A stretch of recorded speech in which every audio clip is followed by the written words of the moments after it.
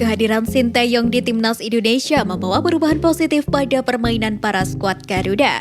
Para pemain muda disulap menjadi pemain beringas yang menghadirkan teror untuk lawan. Hal itu disampaikan oleh mantan pelatih Timnas Malaysia dan kini Fair Play Space akan menyajikan beritanya sebagai berikut. Sungguh di luar dugaan, kengerian yang dimiliki Timnas Indonesia era Sinteyong ternyata membekas sampai ke Malaysia.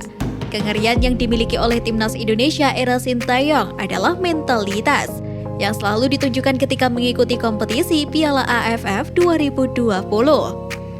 Termasuk saat membantai Malaysia di fase grup B, di mana kala itu skuad Garuda sempat tertinggal 0-1 terlebih dahulu sebelum akhirnya memenangkan laga dengan skor 4-1. Hal inilah yang membekas dalam ingatan mantan pelatih Malaysia, Ong Kim Swee. Hingga ajang Piala AFF 2020 usai.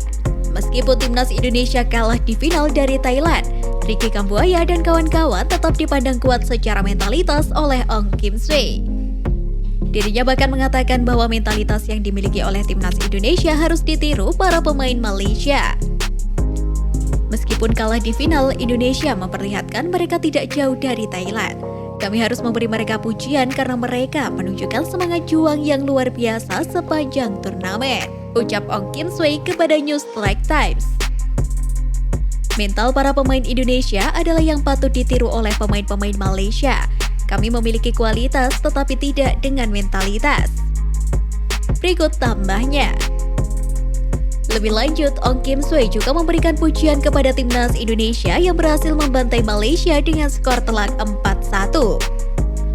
Kami harus memberi mereka pujian karena bahkan melawan Malaysia, mereka mencetak banyak gol dan terus maju.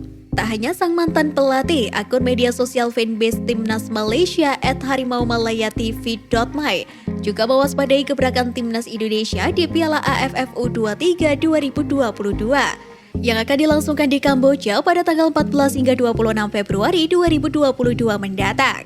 Di akun Instagramnya, mereka mengunggah 12 nama pemain Timnas Indonesia jebolan Piala AFF 2020 yang berpotensi diturunkan di Piala AFF U23 2022. Tak heran Malaysia mewaspadai Timnas Indonesia U23 racikan Sinteyong.